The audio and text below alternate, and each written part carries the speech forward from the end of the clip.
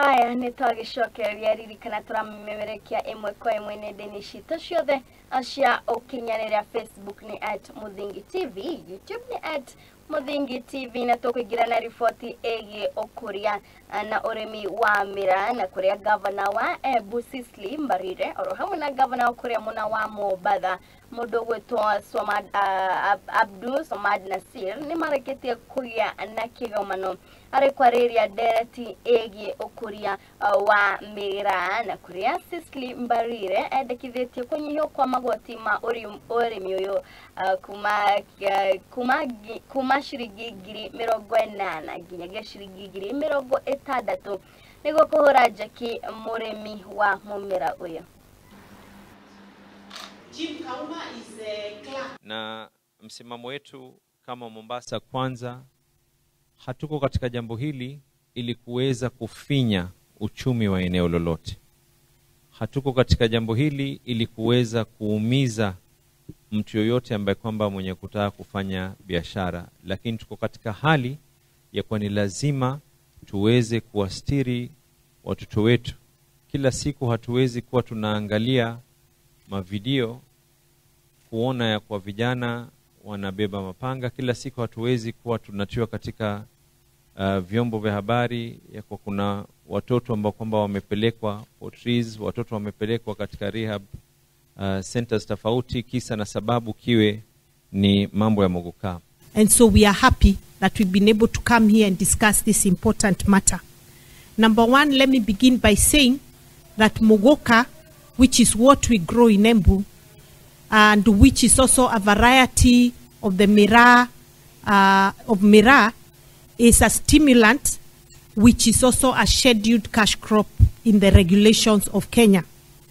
And we have come here because, Your Excellency, our concern was how do we coordinate the trade between Mombasa and Embu in relation to mogoka.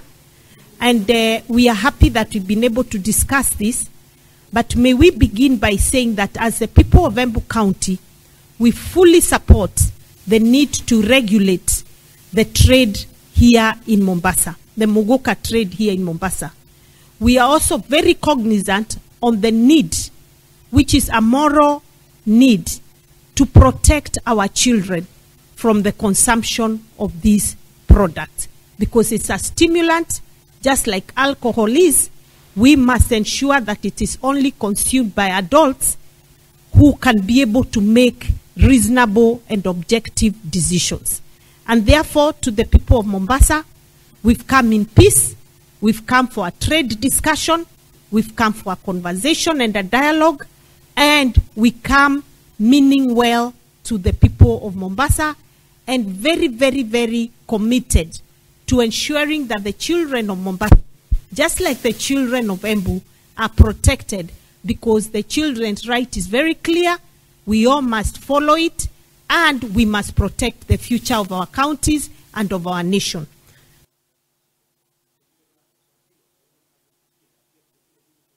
Haya na tukiri au ku sekta-ini ya ũrĩmi nĩ atĩ arĩmi a kahũa kuma Sirisia kaunti ya Bungoma rĩu nĩmaikĩtie eretana kũrĩa anyiti itemi sekta-ini ya ũrĩmi kaunti-inĩ ĩno harĩ gwĩkĩrĩra mĩtaratara ya kũheana gĩthomo harĩ ũkũria wa kahũa nĩguo kũnoria maciaro mao. Marĩtie ũũ kĩgomano-inĩ kĩa mathomo kuma rũhonge rũmwe rũtarĩ rwa gĩthirikari.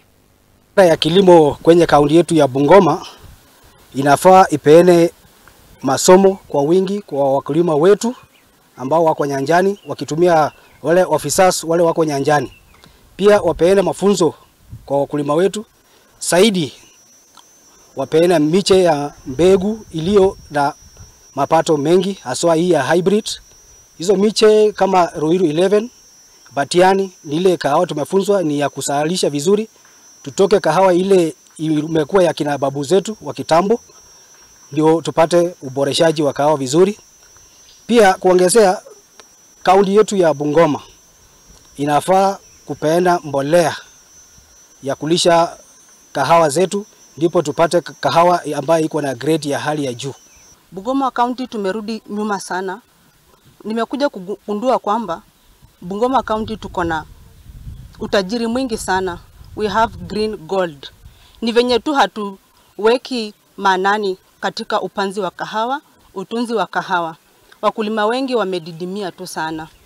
Ndo maana tumekuja hapa ili tukaweze kusaidia mkulima pale chini ajue kwamba ni dhahabu akonayo lakini hakuwa ameelewa. Bungoma imejulikana vizuri sana kwa mambo ya kahawa, na ni hile tu kama Solidaridad tuliona ya kuwa hali ya kahawa ambao iko Bungoma imepungua kwa mambo ya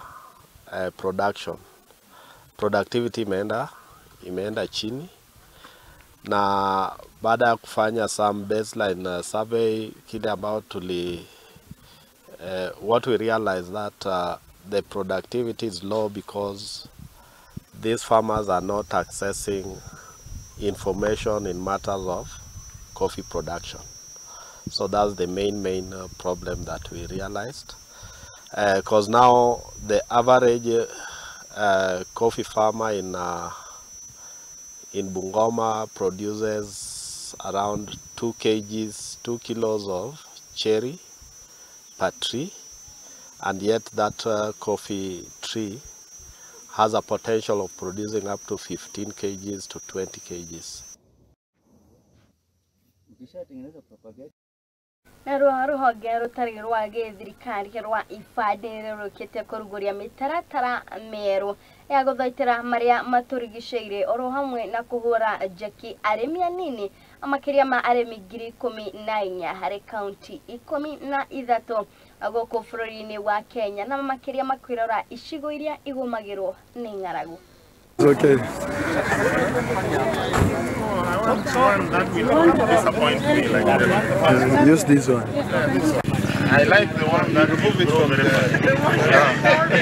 yeah, pray. My name is Ronald Ajengo. I'm the country program coordinator for IFAD in Kenya, and with me here is a team from both IFAD and the government of Kenya. IFAD government of Kenya mission to supervise one of our programs called Kenya Cereal Enhancement Program, KESEP KRAL, which is implemented in a number of counties, 13 counties to be specific, and Kilifi County happens to be one of them. So let me just say that as IFAD, we do support the government in terms of agricultural development, but we also do understand that the issues of ecological integrity is very critical, for agriculture. And that explains why, as IFAD, a number of our interventions in this country also deals with the issues of natural resources management, supporting communities to manage the fragile ecosystems where they are producing. So this program, KESEP KRAL, also has a number of interventions that are supporting communities to build their resilience. And so this program has supported this community with access to water, but even as they receive water, it's also important that we also manage the ecological integrity of these areas. Seeing a lot of benefits both in the short term and in the long term. So of course, as mentioned, from a resilience perspective, trees are helping to provide nutrition to the communities, but from an environment and climate perspective, especially in these contexts of a lot of disasters, we're also seeing benefits in the short term in terms of soil stabilization and soil health. Trees are really important to be able to bring the right nutrients to the soil that are necessary for it to be stable, for it to absorb water better, and for it to conduct the right nutrition to the different crops that are being grown. But especially, as you mentioned, in this context of floods, helping for water absorption is really, really important, and helping to stabilize some of the slopes in the country through the roots of the trees so that there is no impact in terms of landslides and the resulting casualties. Nayo kamite ya kigina gya gishigo kya ubuge kya Alengo kune mwana wa Usonga nekereketie kurekereria basari ya mwigana wa shiringi milioni 16 ere tanyitu gukoro igikinyirira arutwo aria mari mashukuru-ini aria matarahota kwirihira githomo kiao na makiria arutwo aria mari na mawathe.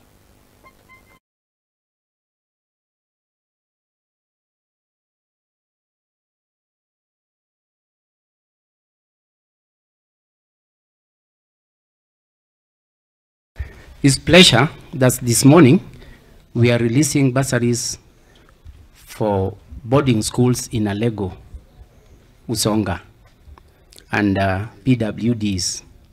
The total amount we are going to release this morning is 13.9, sorry, of which 12.9 will go towards boarding and 1 million will go towards PWDs. And I think that these checks should be in school this week, if not today. The checks are ready for collection, and we believe they'll be able to be picked as from this morning. On behalf of the committee, we have been sponsoring these kids to national schools yearly when we have full scholarship. And after full scholarship, we normally give the provincial, the county, the extra county, and the county schools.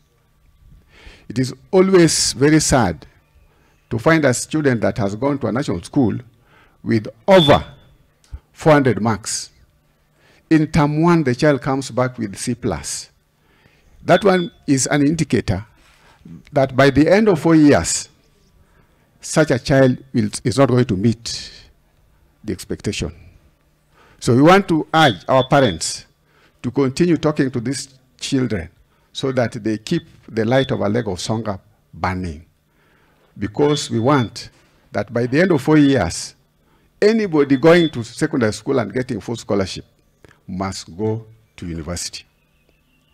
And any child that goes to any extra county school, and is getting sponsorship, let that child also do the best, so that by the end of it, we become so proud that by the end of 3-year term of our MP, we shall be proud that he was able to take so many to the national schools, so many to the university, and how many, by the end of it, how many have got the best job opportunities that are in Kenya.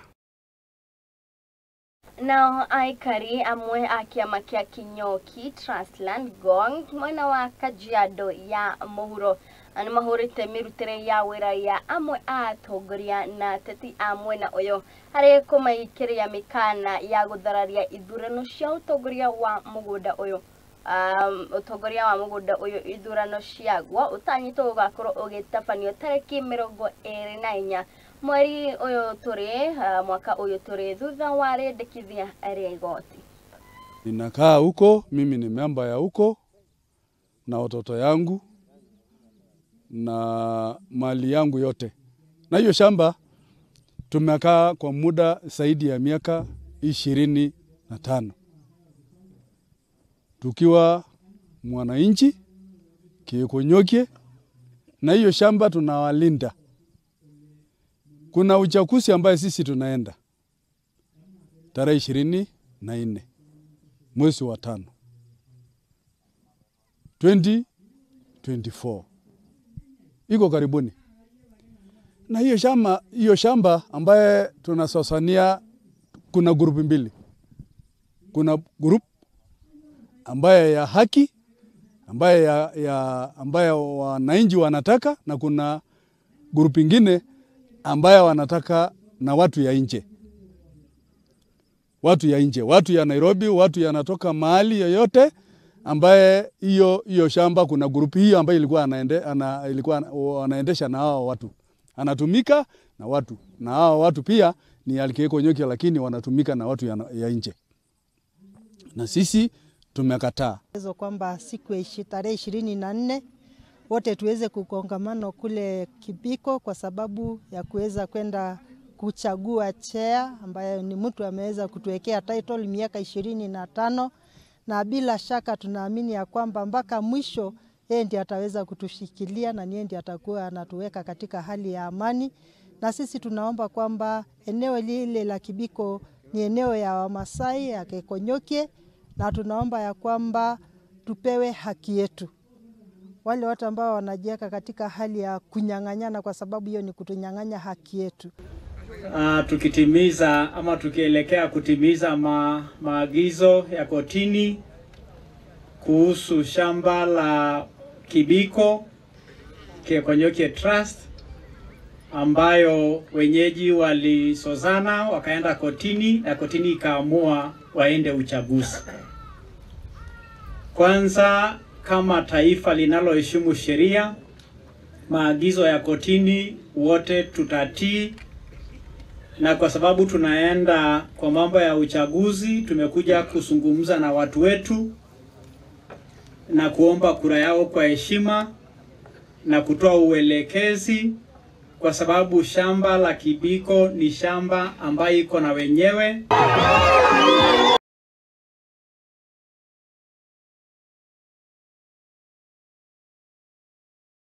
Nao anyiti itemi ngũrani harĩ sekta ya marĩa matũrigicĩirie nĩ maikĩtĩrĩte na kũrĩ igoti harĩ gũkorwo makĩongerera marĩhi ma igoti kũrĩ imwe cia kambuni kana andũ arĩa marakĩhũthĩra indo cia plastic nĩguo gũtigĩrĩra atĩ mbara ya kũrũa na plastic nĩ yakorwo ĩgĩkinyanĩra harĩ igana kwa igana ĩta njĩra ĩmwe ya gũthaitĩra marĩa matũrigicĩirie.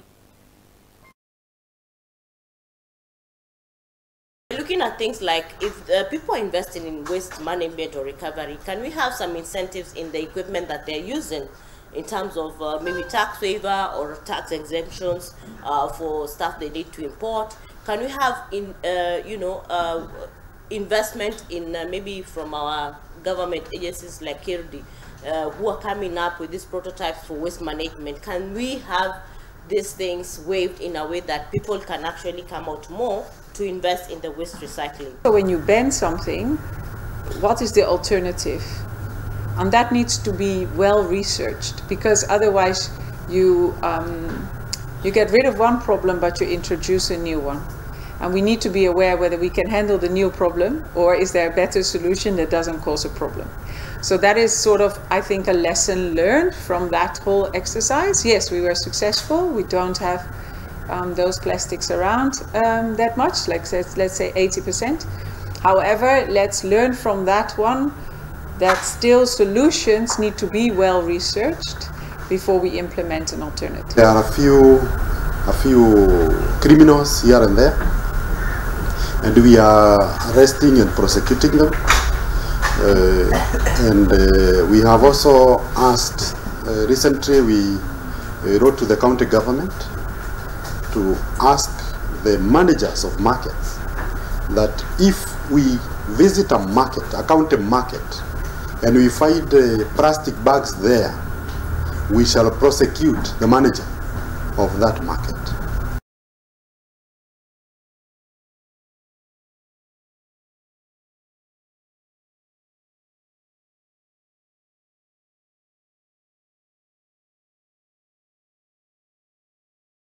Haya, na mwerere witũ riboti ĩyo nĩyo ĩgũkorwo ĩgĩtũtirihĩra mohoro maitũ ma hwaĩ-inĩ mũthenya wa ũmũthĩ. Ngũcokeria ngatho we wagĩtĩkĩra gũtũrana ithuĩ kuma rĩrĩa twambĩrĩirie mohoro maya maitũ nginyagia rĩu. Njokeria ngatho arĩa othe tũgĩkorwo tũkĩnyitanĩra nao kũrĩa nenda-inĩ citũ cia ũkinyanĩria, arĩa magĩkorwo magĩtũma ndũmĩrĩri ciao kũrĩa mũno wa Facebook ona nginyagia YouTube. Njokeria ngatho arĩa othe twĩnao gũkũ mwena wa studio, arĩa magĩtigĩra mohoro maya maitũ makorwo magĩgũkinyĩra na njĩra ĩrĩa ĩbacĩrĩrĩkĩte mambĩrĩrio nĩ andĩki aitũ a mohoro. Tael nĩ okiuma director wakwa mũndũ gwĩtwo Aizo, nĩ okiuma kũrĩa mwena wa graphics, na Mũnga nĩ okiuma gũkũ mwena wa camera. Mũndũ ũrĩa wagĩtigĩra mohoro maya maitũ no akorwo ũkĩmamũkĩra nenda-inĩ citũ ciothe cia ũkinyanĩria kũrĩa mwena wa Facebook na YouTube nĩ mũndũ gwĩtwo Nyagũthiĩ. Nĩ hingo ciothe njĩtĩkaga wa Irimũ wa Kĩmani, ngakwendithĩria ũtukũ mwega.